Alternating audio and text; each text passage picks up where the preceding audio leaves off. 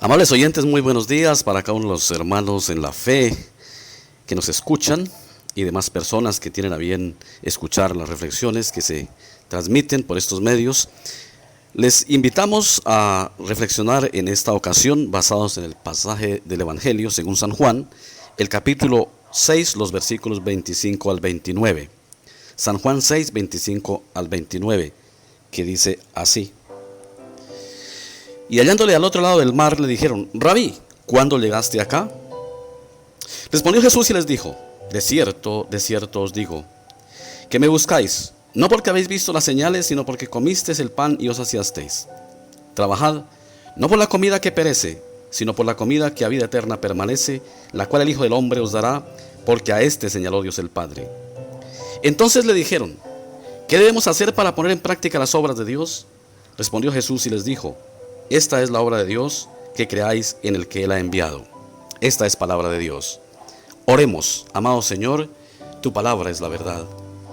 Guíanos en ella, guárdanos y santifícanos por ella. Por Cristo Jesús. Amén. Quiero referirme a los versículos 28 y 29 del pasaje. Este texto está dentro del contexto de la alimentación de los 5,000. Es un texto bastante largo. Y es cuando Jesús alimenta a 5,000 o más personas con 5 panes y 2 peces. Pero lo que denota aquí es la pregunta que le hacen los oyentes, probablemente los religiosos de la época. Dice: entonces le dijeron, versículo 28, ¿qué debemos hacer para poner en práctica las obras de Dios? Y quiero invitar a los oyentes a que pongan cuidado en el verbo de la pregunta que le hacen: ¿qué debemos hacer para poner en práctica las obras de Dios? La religión, nosotros mismos en nuestra naturaleza siempre nos hemos preguntado: para ir al cielo, ¿qué debo hacer? Y muchas veces nos han enseñado que tienes que hacer esto, que tienes que hacer aquello. Se han inventado tradiciones, se han inventado procesiones, se han inventado muchas cosas, ir a lugares sagrados. También se nos enseña que debemos obedecer las Escrituras. Esto está enmarcado dentro del hacer.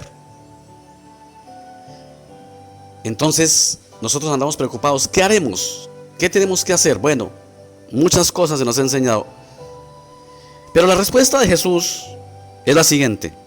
Respondió Jesús y les dijo: esta es la obra, pónganle cuidado, esta es la obra de Dios, que creáis en el que Él ha enviado. Y lo que quiero resaltar es el cambio de verbo. Le preguntan en términos de qué debemos hacer. El Señor dice: lo que tienen que hacer es creer en aquel que Él envió. Porque al creer en el que Él envió, que no es otra razón que Él mismo, el Señor Jesucristo, hemos hecho lo que el Padre pide, o sea, hemos cumplido la ley. En Cristo la ley está cumplida por nosotros, y nosotros al creer en Cristo ya hemos cumplido la ley, no por nosotros, porque no podemos. No es por nosotros, la ley no la podemos cumplir jamás, sino porque Cristo la cumplió por nosotros. Y al tener la fe en Él, la ley es cumplida. Dios lo toma, lo asume, así Él lo acordó y así Él lo decidió en su soberana potestad, como si cumpliésemos la ley.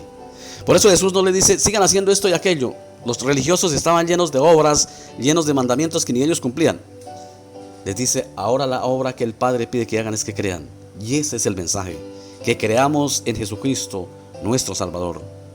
Por eso dice el apóstol Pablo: justificados pues por la fe, tenemos paz para con Dios por medio de nuestro Señor Jesucristo.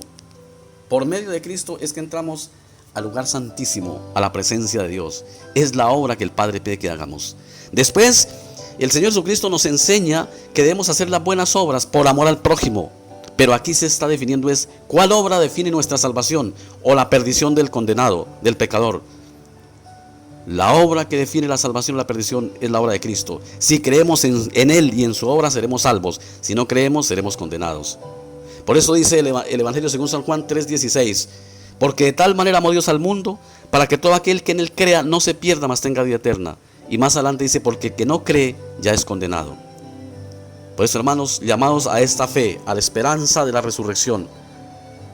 Y de manera que mientras vivimos, nuestra vida entera esté a través de Cristo, esté para Cristo, siempre entera. Vamos a orar.